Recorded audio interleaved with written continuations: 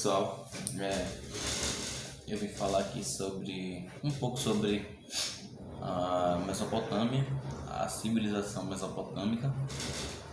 E então vamos lá, né? Vamos começar. Mesopotâmia. É bom situar que a Mesopotâmia foi um divisor de águas entre a pré-história, o finalzinho da Idade dos Metais, para a história em si. Por quê? A civilização mesopotâmica foi onde surgiu exatamente a escrita. E aqueles povos ali do Paleolítico, do Neolítico, da Idade dos Metais, ainda não tinham desenvolvido uma escrita para que esse período de transição pudesse passar, né? Tranquilo. Então, na Mesopotâmia, com os sumérios, foi estabelecida a escrita.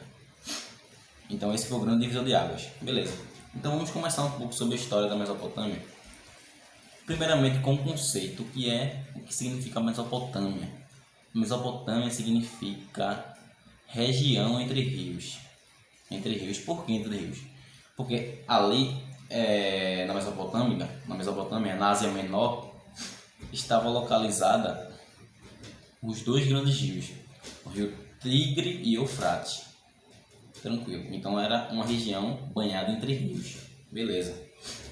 E vale lembrar também que a Mesopotâmia não era homogênea, ela era heterogênea. Ela era composta por várias cidades, por vários povos. Um exemplo deles, os babilônicos, os assírios, os sumérios, e entre outros.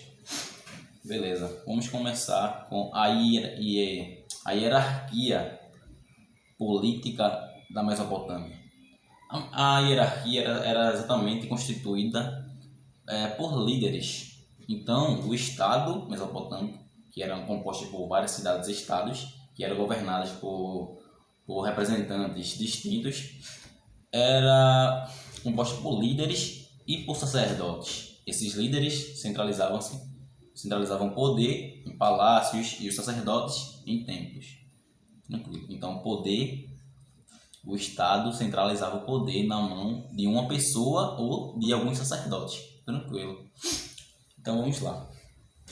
E vale lembrar também que o modo de produção com que eles produziam agricultura, principalmente, era um modo de produção asiático. O que foi o modo de produção asiático? Num viés marxista, como é que eu posso dizer? O modo de produção asiático era isso aqui. O Estado era o dono, o Estado tinha o poder de ter todas as propriedades, todas as locais de plantações eram do Estado. E os cidadãos, os camponeses, tinham que produzir, tinham que trabalhar, pagavam pela propriedade, pagavam pelo produto, eles produziam e teriam que pagar ao Estado. Eles trabalhavam naquela terra e deveriam ao Estado, pagavam ao Estado uma parte do que produziam. Tranquilo. Então, era um modelo de servidão coletiva. Beleza? Então, vamos lá. E na Mesopotâmia também surgiu, ali no finalzinho, no ano de 1772 a.C., o Código de Hammurabi. Ele foi o primeiro código de leis escritas, e foi escrita pela escrita cuneiforme, para lembrar. Essa lei de Hammurabi foi escrita pelo próprio rei Hammurabi, um dos reis babilônicos. E nessa lei foi baseada na lei do talião, que significa retaliação. Então, vamos dizer, um cidadão praticava um crime aqui e proporcionalmente a sua pena seria proporcional ao seu crime. Então, retaliação significa isso. Beleza. E a agricultura era baseada em quê? A agricultura mesopotâmica era baseada em trigo e cevada. Eles produziam trigo e cevada. e também alguns, assim, meio que rudimentar a prática de gado, a domesticação de animais, etc. Beleza. E o comércio era baseado numa troca, num processo de trocas. Era muito rudimentar, entendeu? Era processo de trocas.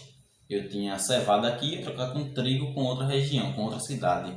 E com o tempo, isso foi se aperfeiçoando e alguns componentes do grupo de algumas cidades, vamos dizer assim, a expansão, teve uma expansão territorial que fez com que surgisse a moeda, com metais e etc. Tranquilo. Aí vamos partir agora para a questão da arquitetura. Vale lembrar que a construção dos diques foram muito importantes para a região da Mesopotâmia.